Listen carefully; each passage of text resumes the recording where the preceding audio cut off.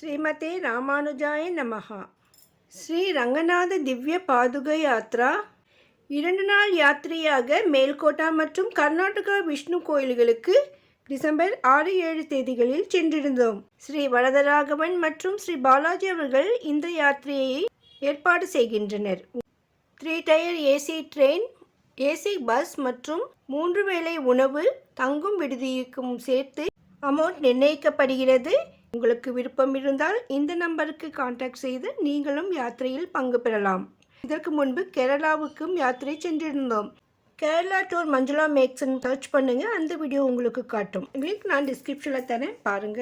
இப்பொழுது நாம் மைசூர் யாத்திரைக்கு செல்வதற்காக சென்னை சென்ட்ரலில் இருந்து காவேரி எக்ஸ்பிரஸ் மூலம் 5ஆம் தேதி இரவு 9 மணி அளவில் புறப்பட்டு அடுத்த நாள் காலை 6:30 மணி அளவில் ஸ்ரீரங்கப்பட்டணாவுக்கு அருகில் உள்ள பாண்டவபுரா ரயில் நிலையத்திற்கு வந்து சேர்ந்தோம். இந்த பாண்டவபுரா ரயில் நிலையம் அழகான ஓவியங்களால் அலங்கரிக்கப்பட்டு மிகவும் அழகாக இருந்தது. பாருங்க, அவ்வளோ சூப்பராக கலர்ஃபுல்லாக இருக்குது. நம்ம யாத்திரையின் முதல் கோயிலாக ஸ்ரீரங்கப்பட்டணாவில் உள்ள ஸ்ரீ ரங்கநாத சுவாமியை தரிசனம் செய்ய போகிறோம். அதனால் அந்த கோயிலுக்கு அருகிலேயே நமக்கு ரிசார்ட் எடுத்திருக்காங்க. அங்கே தங்கி நம்ம ரெடி ஆகிட்டு கோயிலுக்கு புறப்படணும். இங்கே பாண்டுரங்கபுரா ரயில் நிலையத்தில் இறங்கி வெளியே வந்துட்டோம். ஸோ நாங்கள்லாம் வெளியில் வரும்போது நமக்காக பஸ் ரெடியாக இருக்கும். ஸோ அந்த பஸ்ஸில் ஏறிட்டு நம்ம எல்லோருமே நம்ம தங்கும் விடுதிக்கு செல்ல போகிறோம். 2x2 சீட் இருக்குது, ஃபுல் ஏசி இருக்குது, நல்லா கம்ஃபர்டபுளாக இருக்கும். நம்ம பெரிய லக்கேஜ் எல்லாம் பஸ் பேக் சைடில் இருக்கிற டிக்கியில் வச்சிடலாம். இன்னும் அதிகம் பேர் வந்தாக்க இன்னும் பெரிய பஸ் ரெடி பண்ணுவாங்க. நாங்கள் அங்கேருந்து புறப்பட்டு தங்கும் விடுதிக்காக ஸ்ரீரங்கப்பட்டணாவுக்கு அருகில் உள்ள ரிசார்ட்டுக்கு சென்றோம். நாங்கள் மொத்தம் 35 பேர் சென்றோம். ஸோ ஒரே இடத்தில் தங்கும் வசதி இல்லைன்றதால 2 விதமான ரிசார்ட் ஏற்பாடு செய்திருந்தார்கள். ஸோ இந்த ரிசார்ட்டில் தான் நாங்கள் தங்கியிருந்தோம். இது முதல்ல ஒரு பேட்ச் வந்து இந்த ரிசார்ட்டில் தங்க விட்டுட்டு இங்கேருந்து 5 நிமிடம் கழித்து இன்னொரு ரிசார்ட் இருந்தது. இங்கே நாங்கள் சென்றோம். ஸோ இங்கே தான் நாங்கள் ஸ்டே பண்ணியிருந்தோம். ஸோ இங்கே வசதிகள்லாம் ரொம்ப நல்லா இருந்தது.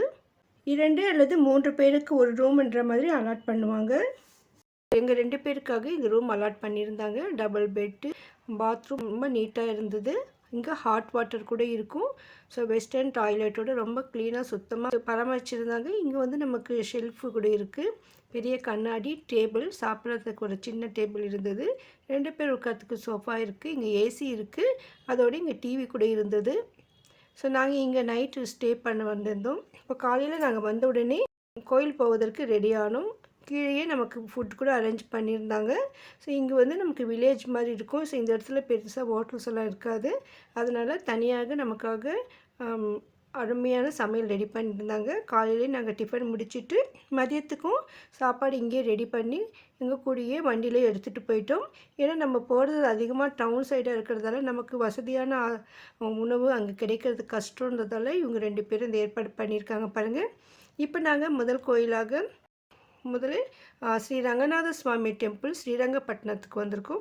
ஸ்ரீரங்கப்பட்டினாவில் இருக்கிற இந்த கோயிலில் சுவாமியை தரிசனம் பண்ணிவிட்டு இந்த கோயிலுக்கு அருகிலேயே லக்ஷ்மி நரசிம்ம சுவாமி டெம்பிள் இருக்குது. மிக பழமையான கோயில் இது. ஸோ இந்த கோயிலையும் சுவாமி தரிசனம் பண்ணி முடிச்சுட்டு அடுத்து மேல்கோட்டை நரசிம்ம சுவாமியையும் செல்வநாயக சாமியையும் தரிசிக்க போகிறோம்.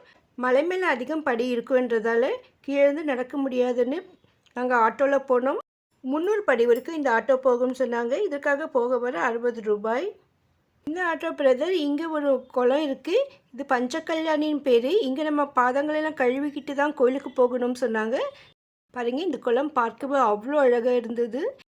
ஸ்ரீ யோக நரசிம்ம சுவாமி தரிசனம் செய்ய போகிற ஒவ்வொருத்தரும் இங்கே இறங்கி குளத்தை வந்துட்டு கால்களெல்லாம் கழுவிக்கிட்டு புறப்பட்டு போயிட்டு இருந்தாங்க. ஸோ இந்த குளம் கூட பார்க்க ரொம்ப அழகாக இருக்குது. இதை நான் தனியாக வீடியோ போடுறேன் பாருங்கள். இந்த ஆட்டோ 300 படி வரைக்கும் போகும். அங்கேருந்து கொஞ்சம் தூரம் நடக்க வேண்டியிருக்கும்னு சொன்னாங்க. பெரியவங்களுக்குன்னா கொஞ்சம் நடக்க கஷ்டமாக தான் இருக்கும் படிகள்.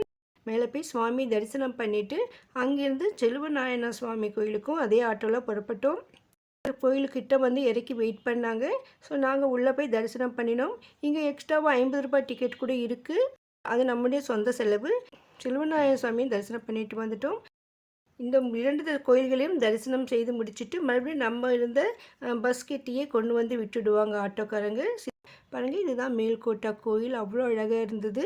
மேல்கோட்டையிலேருந்து புறப்பட்டு நாங்கள் இப்போது தொண்டனூர் நம்பி நாராயண சுவாமி கோயிலுக்கு வந்தோம். இப்போ மதியம் 2 மணி ஆயிருந்ததால் நடை சாத்தியிருந்தது. அதனால் நாங்கள் இந்த இடத்துலையே உட்காந்துட்டு மதிய உணவை அருந்தினோம். ஆல்ரெடி நம்ம செஞ்சு வச்சுருந்த சாப்பாடையும் எடுத்துகிட்டு வந்துட்டு இங்கேயே உட்காந்து வனபோஜனம் மாதிரி சாப்பிட்டோம். இந்த அழகிய கோயிலுக்கு முன்னால் ரொம்ப அழகாக இருந்தது. இந்த இடத்துல கொஞ்சம் நேரம் இளைப்பாறினோம். இதன் பிறகு 3 மணி அளவில் கோயில் நடை திறக்கப்பட்டது. நாங்கள் தொண்டனூர் நம்பி நாராயண சுவாமிகளை தரிசனம் செய்தோம். இந்த கோயிலுக்கு ஒரு சிறப்பு உண்டு, அதை நம்ம தனியாக வீடியோவில் பார்க்கலாம். இந்த கோயிலுக்கு எதிரிலேயே பழமையான கிருஷ்ணர் கோயில் ஒன்று இருந்தது. இங்கேயும் சுவாமியை தரிசனம் பண்ணிவிட்டு தொண்டனூர் ஏரியை பார்த்தோம். இந்த இடம் ரொம்ப ரொம்ப அழகாக இருந்தது. இங்கு ராமானுஜருடைய மிகப்பெரிய சிலை இருந்தது. பார்க்கவே அவ்வளோ அழகாக இருக்கும். அதையும் பார்த்துட்டு தொண்டனூர் மலை மேல் இருக்கிற யோக நரசிம்மரை தரிசனம் செய்தோம். அதன் பிறகு அங்கிருந்து புறப்பட்டு 5 மணி அளவில் பிருந்தாவன் கார்டன் வந்தோம். இரவு உணவு ரிசார்ட்லேயே ரெடி பண்ணி வச்சுருந்தாங்க. ஸோ சாப்பிட்டு முடிச்சுட்டு அடுத்த நாள் நாங்கள் 2வது நாள் டூருக்காக ரெடியாக இருந்தோம். பாருங்கள், நாங்கள் எல்லாமே போயிருந்தோம். அவ்வளோ அழகாக சூப்பராக இருந்தது. எல்லாம் நல்லா என்ஜாய் பண்ணினோம். காலை உணவையும் இங்கே ரிசார்ட்லேயே முடிச்சுட்டு கோயிலுக்கு புறப்பட்டோம். இங்கே நல்லா அழகாக பராமரிச்சுட்டு இருந்தாங்க. ஸோ ரொம்ப நல்லா வசதியாகவும் இருந்தது. இந்த தம்பி தான் நமக்கு இங்கே எல்லாம் ஏற்பாடு செஞ்சு கொடுத்துருக்காங்க. 2ஆம் நாள் காலை நம்மளுடைய உடைமைகளெல்லாம் எடுத்துக்கிட்டு பஸ்ஸில் புறப்பட்டோம். காலை 8 மணிக்குள்ளே நாங்கள் இங்கேருந்து புறப்பட்டோம். 2ஆம் நாள் முதல் கோயிலாக சின்னப்பட்டனாவில் இருக்கும் ஸ்ரீ அப்பிரமேய கிருஷ்ணர் கோயிலை தரிசனம் செய்தோம். நாங்கள் சென்ற நேரத்தில் இன்னும் நடை திறக்கப்படவில்லை. சிறிது நேரம் இருந்து சுவாமியை தரிசனம் செய்து மீண்டும் நாங்கள் அங்கிருந்து புறப்பட்டோம். 2 நாள் யாத்திரையில் மிகவும் பொறுமையாக அழகாக வண்டி ஓட்டின டிரைவர் தம்பிக்கும் அனைவரும் சார்பாக நன்றி. அடுத்து மத்தூர் ஸ்ரீ உக்ர நரசிம்ம சுவாமியை தரிசனம் செய்தோம். இந்த கோயிலுக்கு அருகில் மலை மேலே நேத்ரநாராயண சுவாமி டெம்பிள் இருக்குது. ஸோ இங்கே போய் சுவாமி தரிசனம் செய்தால் கண்களுக்கு நல்லதுன்னு சொன்னாங்க. ஸோ இங்கே மலை மேல் இருக்கிற இந்த சுவாமியையும் தரிசனம் செய்தோம். நேத்ரநாராயண சுவாமியை தரிசனம் செய்த பிறகு அங்கிருந்து நாங்கள் மத்திய ரங்கம் வந்தோம். இங்கு ஸ்ரீ ரங்கநாத சுவாமியை தரிசனம் செய்து அங்கிருந்து புறப்பட்டு சத்யகலா சென்றோம். இங்கு ஸ்ரீ வரதராஜ பெருமாள் சுவாமி மற்றும் வேதாந்த தேசிக சுவாமி கோயிலையும் தரிசனம் செய்துவிட்டு மைசூருக்கு சென்றோம். இந்த தக்ஷணபாக்கா ரெஸ்டாரண்ட்டில் மதிய உணவு அருந்தினோம். மிகவும் அருமையாக இருந்தது. இரவு உணவும் இங்கே ஆர்டர் செய்து இங்கிருந்து நாங்கள் மைசூர் பேலஸுக்கு சென்று 7 மணிக்கு வந்து டெலிவரி எடுத்துக்கிட்டோம். பேலஸ் எல்லாம் சுற்றி பார்த்த பிறகு அங்கிருந்து நேராக நாங்கள் ரயில்வே ஸ்டேஷன் வந்துவிட்டோம். ரயில் நிலையத்திலே எங்களுக்கு உணவு பேக்கெட் கொடுத்துட்டாங்க. அங்கேருந்து நைட்டு நான் 9 மணிக்கு புறப்பட்டு அடுத்த நாள் 8ஆம் தேதி அதிகாலை சென்னை சென்ட்ரல் வந்தடைந்தோம். பயணம் இனிது முடிவடைந்தது. பயண ஏற்பாட்டாளர்களுக்கு அனைவரும் சார்பாக நன்றி. நாங்கள் சென்ற அனைத்து இடங்களும் தனித்தனியாக வீடியோ போடுறேன். தேங்க்ஸ் ஃபார் வாட்சிங்.